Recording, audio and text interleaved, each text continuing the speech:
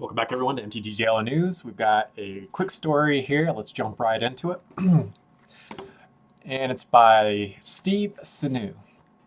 Three small words, one great effect. Destroy all creatures. My favorite three words in all of Magic. I don't play creatures decks.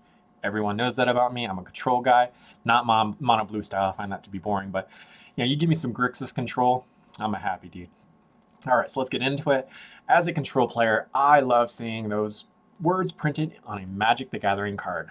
Likewise, mass creature removal has been a staple of the game since its earliest days and play a major role in every way to play the game that exists.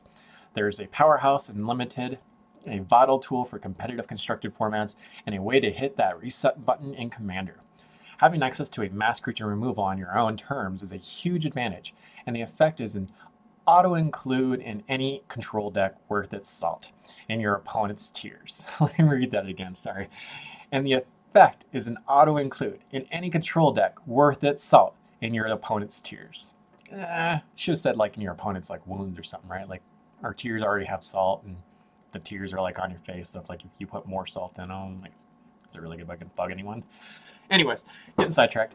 Even when I am on the receiving end of the board clear, I have to admire the simplicity of the design and the sense of balance that it offers. Magic as a whole, Destroy All Creatures, is a phase that's opened up strategic avenues that have been an inherent part of Magic from its inception, and give creatures enthusiasts a reason to get very, very nervous. And they shouldn't be going all in anyways, man.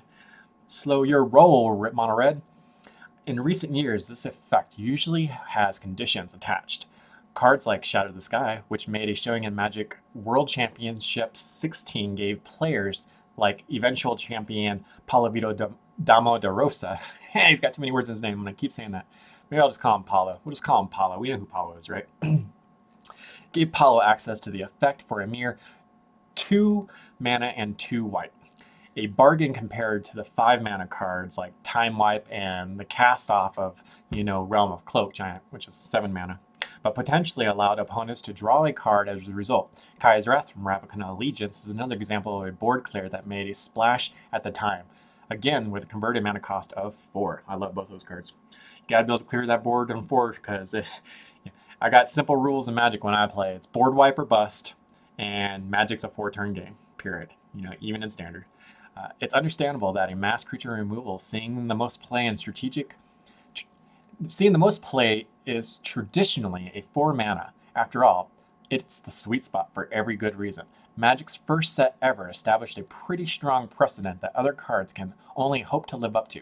That brings us to the special edition to Double Masters. It's progenitor of mass creature removal, and the reason why this effect is known in Magic simply as Wrath. You guys saw that in my thumbnail. Right here, the Wrath of God. That's such cool. I love these type of cards. I hate you can't like really read, but I guess if you know what the card is, it really doesn't matter. They're just so cool looking. Wrath of God is originally debuted in limited edition alpha and has appeared numerous times throughout Magic's history. It's so iconic that Wrath, technically a noun, has gone beyond Magic to become a tabletop game shorthand verb for getting rid of everything in play. A part of Magic's history, Wrath of God was included in every core set through the 10th edition, and the original mass removal spell is back with its now iconic art from Kev Walker, which first appeared in 7th edition. From my experience casting the spell in limited, mostly Q, my apologies for many times I ruined my opponent's plans in Q by resolving exactly this card. This is the card you're going to want to take highly in Double Masters Limited. It's a powerhouse in every limited format it's graced its presence in. Oh, sorry, I had a little words there. So if your opponent is in white, be careful not to overextend your board, aka your hand. But this is Double Masters. It's twice as fun, twice the previews, and in this case, twice the same card. Hype, hype, hype, hype. That's right, a launch promo version of Wrath of God with a all-new art by Thomas M. Baxa. This promo will not be available in packs. You'll be able to pick it up by either buying a box of Double Masters or playing in a launch event while supplies last. Note that some stores may not be able to open up due to COVID-related regulations in their own state. In closing, my feelings on Wrath can be summed up by this completely real quote.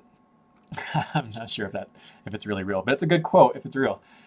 It is a truth universally acknowledged that an opponent in a game of Magic the Gathering, in possession of a good fortune of creatures, must be in want of a wrath. Jane Austen, probably.